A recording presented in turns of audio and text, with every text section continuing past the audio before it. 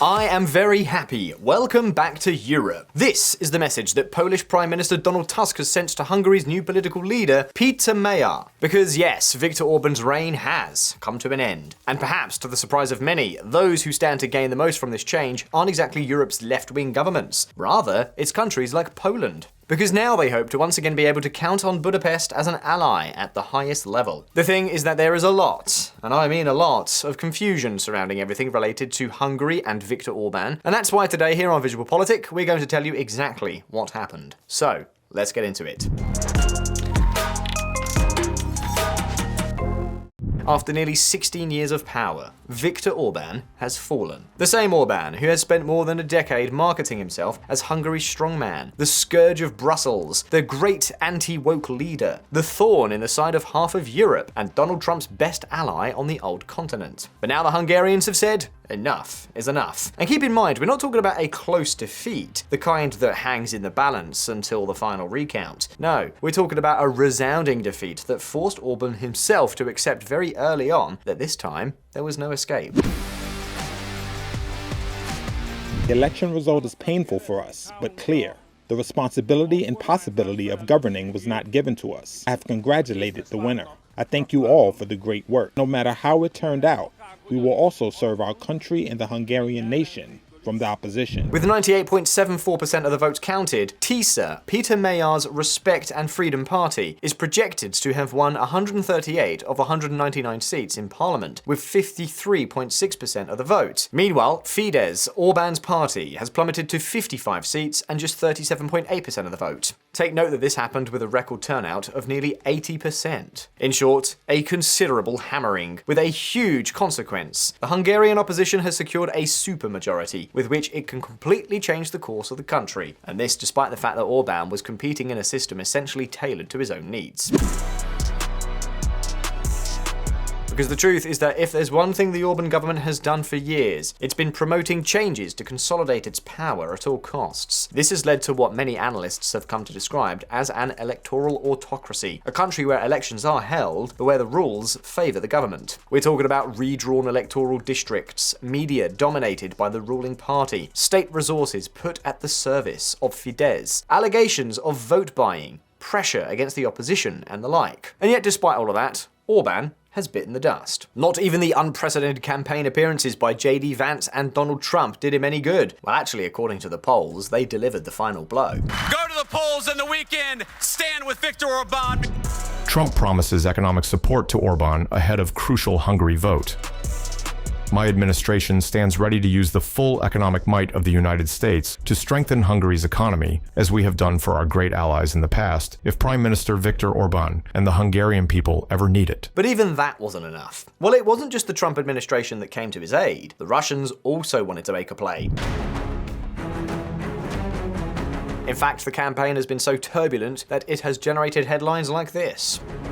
To tilt Hungarian election, Russians proposed staging assassination attempt to aid Hungarian Prime Minister Viktor Orban, a friend of Russia, in his election. Operatives proposed the game changer, a staged assassination attempt to stir supporters. The fact is that while Orban continued with his conspiracies, his attacks on Ukraine, his culture war, and his fear-mongering rhetoric, Hungary's new sheriff, Peter Magyar, set out to tour the country from end to end, holding up to 6 rallies a day and openly denouncing the corruption, the dilapidated hospitals, the decline, the censorship, and the economic crisis that Orban is leaving as his legacy. Because yes, Hungary isn't exactly the most prosperous country in Europe, quite the opposite in fact.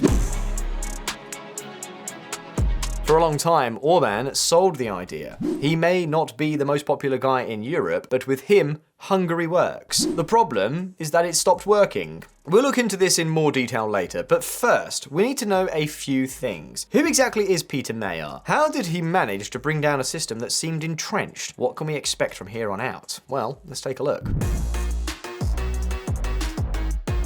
The fall.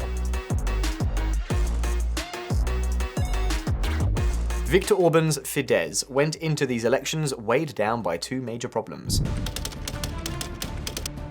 The first problem, and surely the most important one, has been the economy, or rather, the dire state of the Hungarian economy. You see, after years of fiscal mismanagement, fierce interventionism, rampant corruption, and an eroded rule of law, the Hungarian economy has completely dried up. Crisis and a lack of prospects are now the norm, and we're not exaggerating. Consider this. Orban came to power for the second time in the midst of the aftermath of the financial crisis. At that time, Hungary was on the brink of collapse. It had to borrow 25 billion euros from the European Union, the IMF, and the World Bank to avoid bankruptcy. His plan? Pay back the debt, balance the budget, and boost growth. For example, in recent years, Hungary has spent no less than 10 percentage points of GDP on stimulus programs and subsidies of all kinds. And not only that, Orban is also driving a genuine two-pronged fiscal revolution. On the one hand, a flat 15% income tax rate and one of the lowest corporate tax rates in Europe. But on the other hand, to offset the drop in revenue, he also set the highest VAT rate on the continent, 27%. And on top of that, he squeezed multinationals with a temporary tax due to the crisis that, as you can probably guess, was never temporary.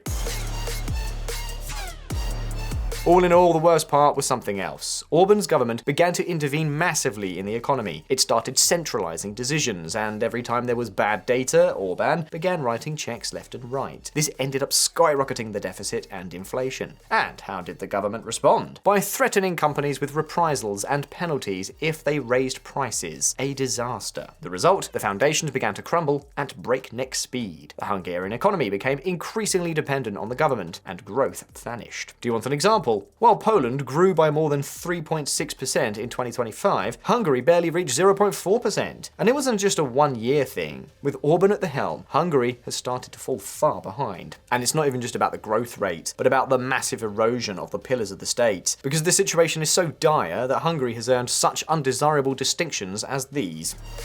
Once prosperous, Hungary is now the poorest nation in the EU.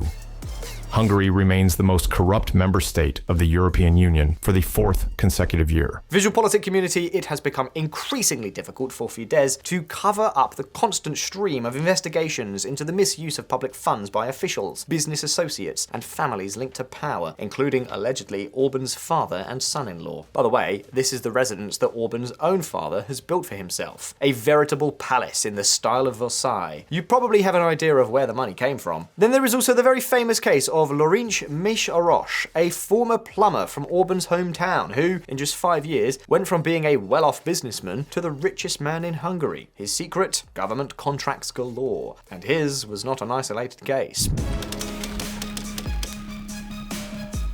Then the second problem was public services, or rather, the disastrous state of the infrastructure, and above all, healthcare, which has become one of the major symbols of the country's decline. Take a look at this news item.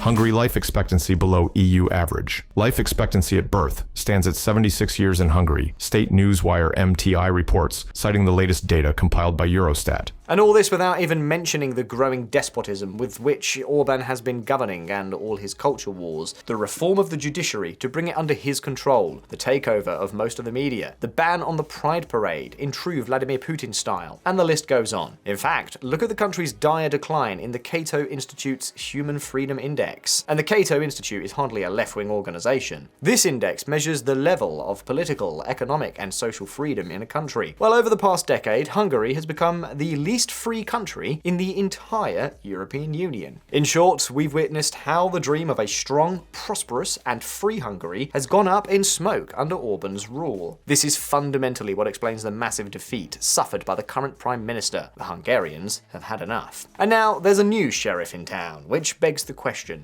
who on earth is Peter Magyar? Is he perhaps a woke leader? A radical left-wing politician? Well, nothing could be further from the truth. Pay attention. Honfitársaim, magyarok, a Tisza nem csak megnyerte ezt a választást, de minden jel arra utal, hogy erős, kétharmados többségünk lesz az új országgyűlésben. Hungary's new tough guy. Magyar isn't exactly a political newcomer. Not at all. In this case, we're talking about a young man, 45 years old, who comes from a well-to-do family in Budapest, and who has plenty of political connections. A guy who, do you know what he had hanging on his bedroom wall when he was little more than a teenager and the country was leaving communism behind? Well, nothing less than a poster of Viktor Orban. And there's more. Among his relatives is Ferenc Magyar, who served as the country's president during Orban's first term. In other words, Magyar didn't just grow up admiring the now outgoing Prime Minister, he grew up within the very same political ecosystem that brought him to power. In fact, until just 2 years ago, he was still linked to Fidesz, and he was even married to Judith Varga. For several years, one of the most important figures in the government.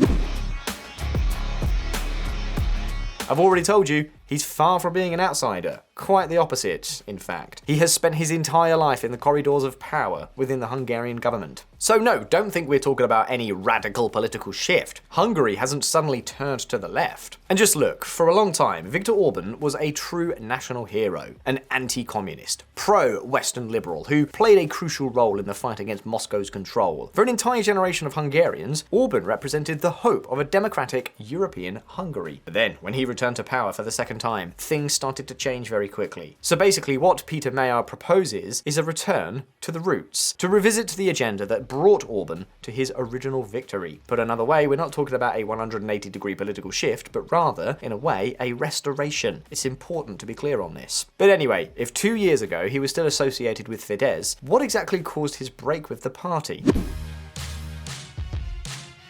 Well, you see, the turning point was a scandal the country experienced in 2024. The then president of Hungary, Katalin Novak, pardoned a former official convicted of helping to cover up child abuse at an orphanage. And from there, well, let's just say everything blew up. For many Hungarians, this shattered the idea that the government upheld Christian and family values, and that, in turn, caused the pot to suddenly boil over. This political bombshell created a lot of cracks, and from there, a slew of corruption scandals began to come to light. And if we add the crisis to that, the situation was becoming increasingly untenable. Even within the Hungarian right itself, many realized that, to avoid the worst, a change of course was needed. An alternative to Orban was needed. And that's where Peter Magyar comes in.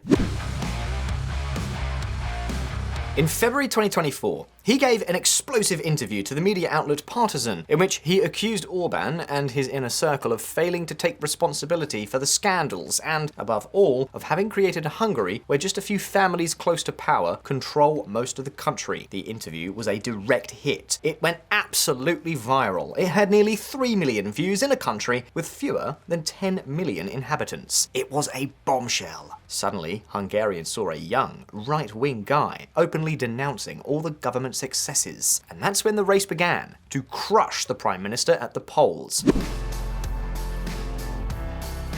Magyar has a very different style that has completely outmaneuvered Orban. For example, he has refused to get drawn into the Prime Minister's culture wars. He has set aside issues like restrictions on pride parades. Basically, he simply said that all those stories were nothing more than a smokescreen to cover up all the corruption and the government's poor performance, which was very smart, because it completely dismantled the government's political shield. Then, when they tried to blackmail him with an intimate video, his response was devastating. He appeared before the cameras and said this.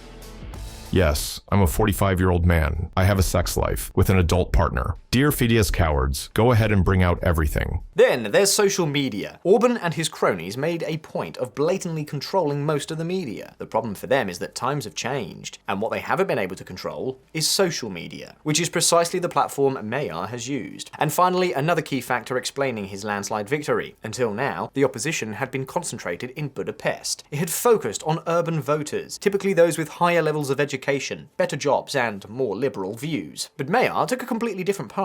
He launched a full-scale assault on Fidesz's very strongholds, capitalizing precisely on the crisis. He even led a multi-day march to Romania to connect with the ethnic Hungarians living there, an electorate that, once again, has historically been very close to Orban. Basically, he said, look, the Prime Minister has let us all down. I'm not here to steer Hungary to the left, quite the opposite. I'm here to do what Orban himself supposedly promised to do. That, and to be relentless against corruption. The result? Well, you've seen it. Over 50% of the vote, and a parliamentary supermajority.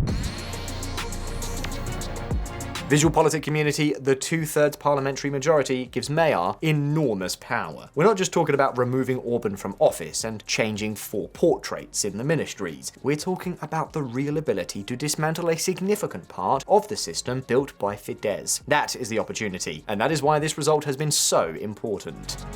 Let this day be remembered as a day of freedom. Hungary has decided to live, has decided to return to Europe. The future Prime Minister has promised to make sweeping changes to set the ship right, end control over the press and universities, introduce more democratic checks and balances, more transparency, establish a 2-term limit for Prime Ministers, and restore Hungary's relationship with the rest of Europe. Also, do you remember what we said at the beginning of the video about Poland? Well, it's no wonder. Because you see, for years, Warsaw has been trying to build an alliance of more right-leaning countries capable of exerting pressure on Brussels. They even went so far as to create the 3 Seas Initiative, a bloc within the European Union to cooperate with one another and maximise their bargaining power. However, with Orban, and particularly following the outbreak of the war in Ukraine, Hungary became its worst enemy. But now, Budapest will once again have a right-wing government whose agenda is expected to resemble Poland's much more closely. No wonder Donald Tusk is jumping for joy. Of course, the new Prime Minister won't have it easy either. As we've seen, he's inheriting an economy in shambles, with a record deficit of nearly 5% of GDP and a host of problems. What's more, the vast majority of anti-Orban Hungary voted for him, including many left-wing voters. And obviously, once Orban is gone, all that support may vanish. In any case, if one thing is clear, it's that a new era is beginning. Orban had become an authoritarian, despotic, populist leader who was very close to Vladimir Putin. The fact that he is now set to disappear from the scene is fantastic news. Although some may be in for a surprise, because the biggest winner in this election is not Brussels, but Warsaw, and also Kyiv. It's not the same thing. Although von der Pfeil may celebrate it today like this: Hungary has chosen Europe. Europe has always chosen Hungary. A country reclaims its European path. The Union grows stronger. But anyway, that's another matter. That said, it's almost certain that the European Union will soon release nearly 20 billion euros in funds for Hungary that had been frozen, which will be a more than considerable boost. Well, given all this, the question is very clear. What's your take on Orban's downfall? Do you think Hungary will improve with this change? Who stands to gain and who stands to lose? Leave your thoughts in the comments. And as always, if you found this video interesting, don't forget to hit like and subscribe to VisualPolitik if you haven't already. Take care, and I'll see you soon.